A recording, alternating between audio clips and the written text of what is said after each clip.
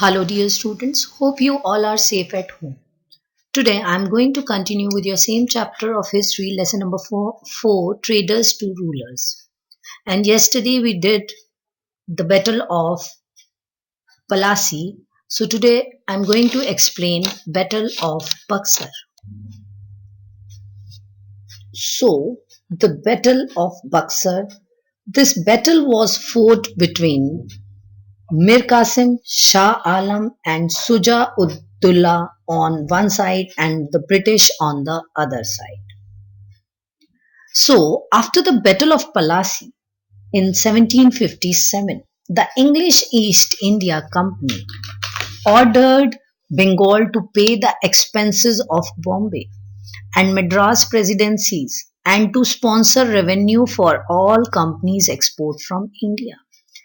Means now they were pressurising for each and everything कि उनका custom duty हटा दिया जाए या अगर लग रहा है तो nawab will pay so the company wanted to bring the nawab of Bengal under its control to drain off wealth but when he refuse to comply but जब उसने मना कर दिया तो ही वॉज डिस्पोज्ड इन 1760 उसको क्या कर दिया गया हटा दिया गया सो after him, his son-in-law, Mir Qasim was appointed as the Nawab of Bengal. And he was a very clever, strong and efficient ruler. He granted the British the right to collect revenues from the districts of Bengal. The British were not just traders. अब Britishers सिर्फ traders नहीं रह गए थे. They now controlled the Nawab. So, but this Mir Qasim soon grew tired of British control and now he wanted to set about to consolidating his power means he wanted to strengthening his own power and position. So for this purpose he started to train his army on western lines and took various steps to improve his financial positions. This displeased the company and its officials. So, to improve his finances, he tried to force the employees of East India Company to pay duty for their private trade. Means अब उन पर क्या लगा दिया गया है tax लगा दिया गया है which were they were using to amass personal wealth. और जब उसके लिए ये पॉसिबल नहीं हुआ तो what he did when he was unable to do so he granted free trade to all Indians as well. अब उसने अपने वालों पर से क्या हटा दी कस्टम ड्यूटी हटा दी. So to provide equal opportunities to his traders the Nawab decided to abolish custom duties on internal trade and this annoyed the masters of the East India Company and he also dismissed all the officials who were close to the army. So, the Battle of Buxar, as the war was inevitable, was very important. So, all the three means जो तीन territories के नवाब थे वो आपस में मिल गए. That was Mir Qasim, Shuja Uddullah and Shah Alam. उन्होंने आपस में क्या किया एक alliance means एक गठबंधन एक समझौता किया that we fought against the Britishers on the fields of Buxar on October 22, 1764. So this was against the East India Company, which was led by Hector Munro and the combined army of Mir Qasim, the Nawab of Bengal, Shuja Uddullah, the Nawab of Awadh, and the Mughal king Shah Alam. But after the defeat, क्या हुआ कि Mir Qasim तो बीच में ही छोड़कर भाग गया. Mir Qasim ran away after the defeat and never came back. And others too surrendered in front of East India. और उन दोनों ने क्या किया surrender कर दिया and signed a treaty.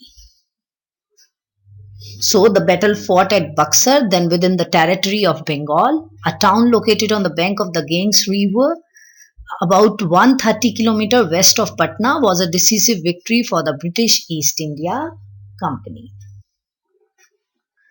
So in 1765,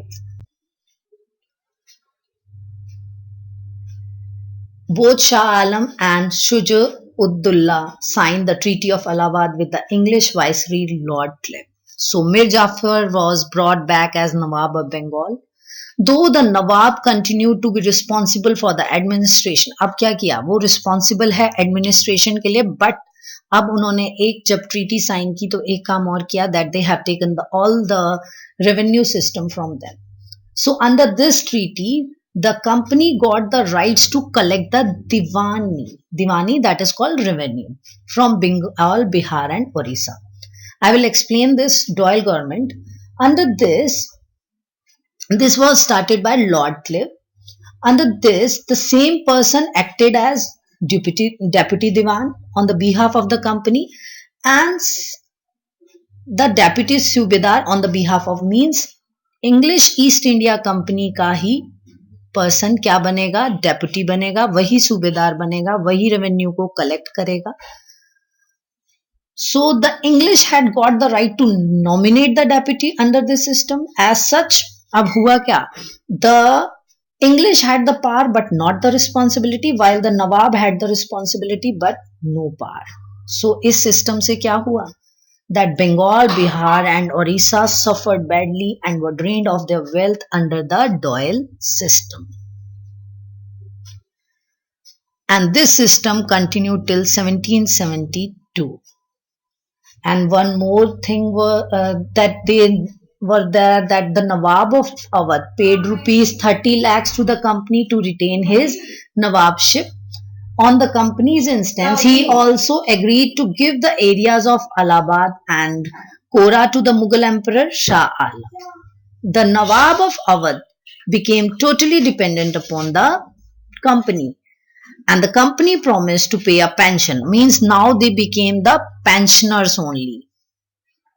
26 lakh a year to the Mughal Emperor.